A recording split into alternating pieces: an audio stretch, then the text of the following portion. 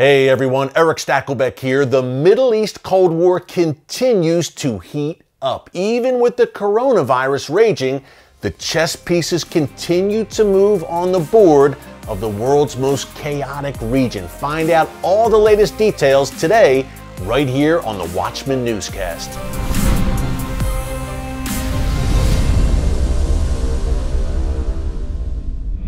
Hey folks, Erick Stakelbeck here, and first off, I just wanted to thank each and every one of you for continuing to tune into the Watchman Newscast every Tuesday and Thursday right here on YouTube during this very difficult and unprecedented time that we are all living through together. We truly appreciate it, and I want you to know that I continue to pray for all of our viewers. In particular, I'm praying Psalm 91 over you, your families, your loved ones, and your households. I'm praying that God Almighty will give His angels charge over you and surround you with His divine hedge of protection for such a time as this. Unprecedented times, very difficult times, but folks, this too shall pass. We will get through it, and God Almighty still sits on the throne. Now, during a time like this, when all you're hearing about, and for good reason, is this global pandemic, coronavirus, it can be a bit hard to remember that there is other very important news developing around the world still. Now, here on the Watchman Newscast, we specialize in bringing you the kinds of important stories that you just won't hear anywhere else, certainly not in the mainstream media, and we've got a very important one for you today involving the Middle East and the latest in that Middle East Cold War that continues to heat up. Before we get into it, I just want to encourage you to subscribe to the Watchman Newscast.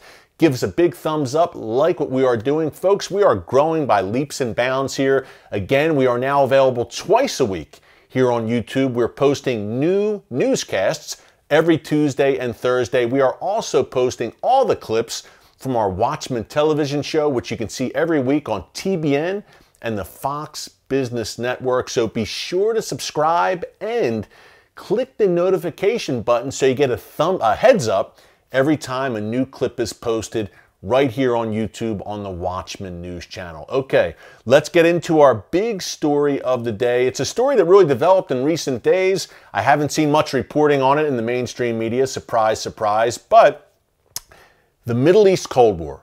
There's basically two sides in it. We've talked about it here on previous newscasts, right?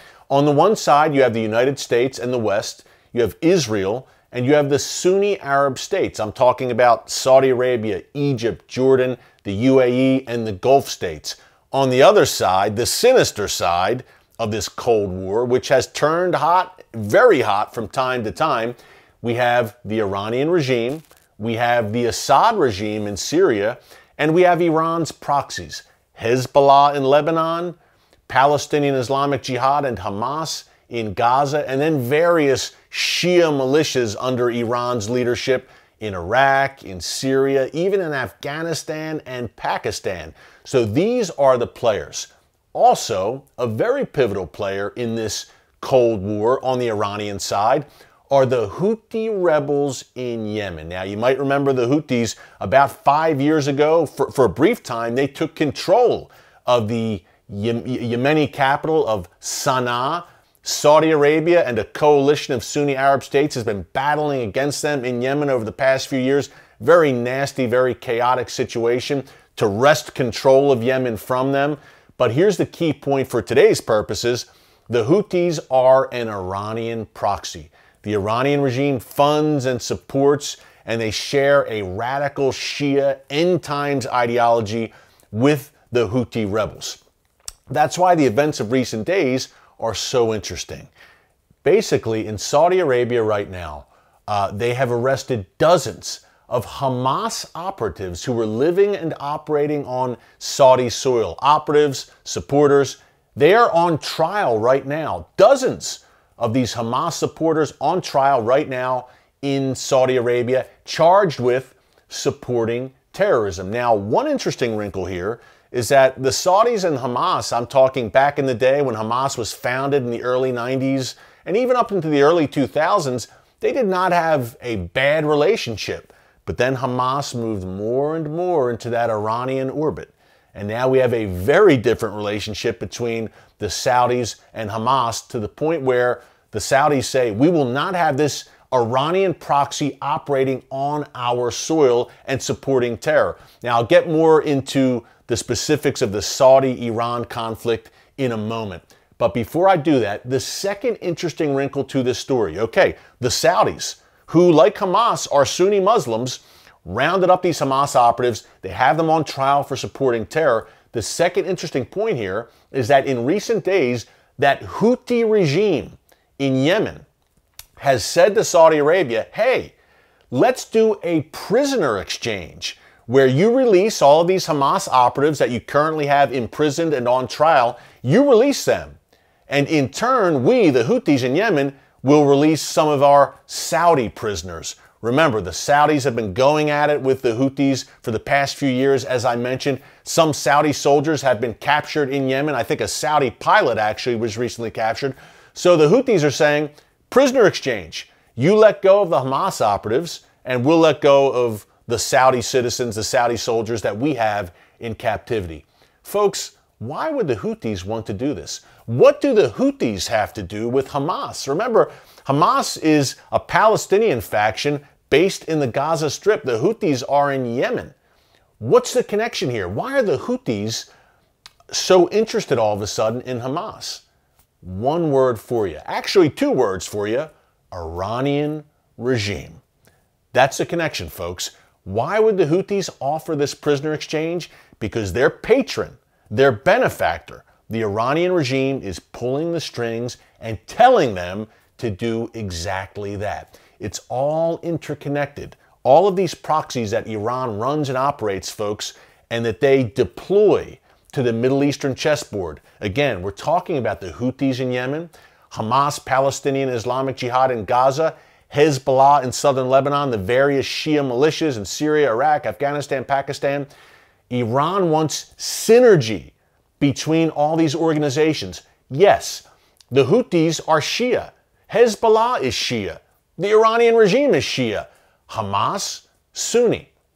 At the end of the day, the Iranian regime wants all of its proxies to overlook any kind of ideological difference, any theological difference in support of the main cause, which they refer to as the resistance, which means they are all aligned for the destruction of Israel, for the overthrow of the Saudi regime and other Sunni Arab regimes, and for the destruction of the United States. This is their ultimate strategic end game. This is what they want, and they are not only just saying it, it's not just empty rhetoric, they are putting policies in place and making strategic moves to make all of this a reality, or at least try to make it a reality. Folks, if the 20th century, the century of Saddam and Hitler and Mao and Stalin showed us anything, it's that when evil men tell you they want to kill you, you should believe them and take them at their word. So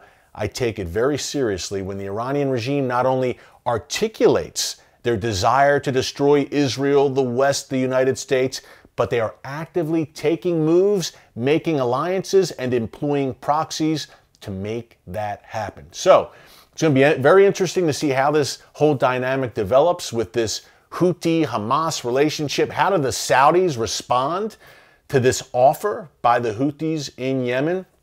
At the end of the day, the interesting thing here, folks, is that the Saudis, and we saw this when the U.S. Embassy was moved to Jerusalem, we saw this when the Trump administration released their peace plan. The mainstream media and Europe, they all shouted and screamed that, oh my, the Middle East is going to be on fire. It's going to all go up in flames. Everyone's going to oppose this. But it was mainly radio silence from the Sunni Arab regimes. I'm talking about Saudi Arabia, Jordan, Egypt, maybe some strong statements. A lot of that for domestic consumption for their populaces, but no kind of concerted, massive effort against Israel or a massive protest. Why is that? Because at the end of the day, right now, the main concern for these regimes and these countries and these leaderships is the Iranian regime.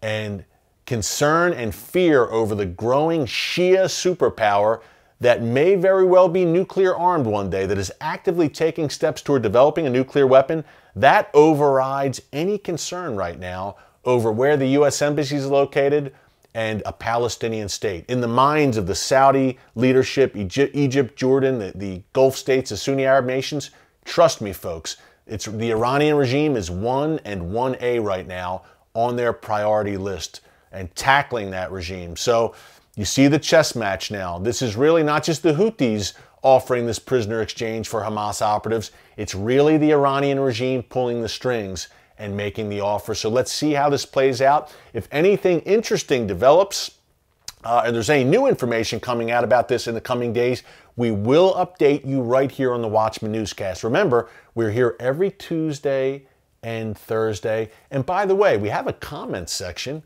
on our newscast on YouTube.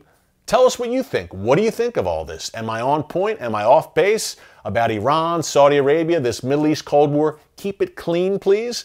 But tell us what you think. Feel free to comment on our newscast on the page. We would love to hear from you, and maybe I'll read some of your questions on upcoming newscasts. In the meantime, be sure to tune in every Tuesday and Thursday, once again right here on YouTube. Subscribe, click the notification button, give us a big thumbs up, like what we are doing. And if you love the newscast, you will love our Watchman television show. That's every Friday night on TBN, 10:30 p.m. Eastern on the world's largest Christian television network, that's TBN. And then Sundays on TBN at 4 p.m. Eastern. And then Sunday nights, the Fox Business Network, sister network to the Fox News Channel, late night on the East Coast, 12:30 a.m. Eastern, but prime time on the West Coast, 9:30 p.m. Pacific Sunday night. So 2 great platforms, and all of this is possible through Christians United for Israel. We are America's largest pro-Israel organization, over 8 million members and growing every day. Imagine that. Be a part of what we're doing, what God is doing. CUFI.org, that's CUFI.org. Join our movement for such a time as this. And in the meantime, hang in there. God is very clear in His Word that He will never leave you or forsake you, and He will work all things together for good for those who love Him and are called according to His purpose. I know there's a lot of people watching right now who love the Lord and who are called according to His purpose. So stay strong, persevere. Check out our newscast from last week. I gave some biblical encouragement to help get us through these very difficult times. And folks, we will get through them because God Almighty still sits on the throne. Until Thursday, from the Watchman Newscast, God bless you. And remember, never hold your peace.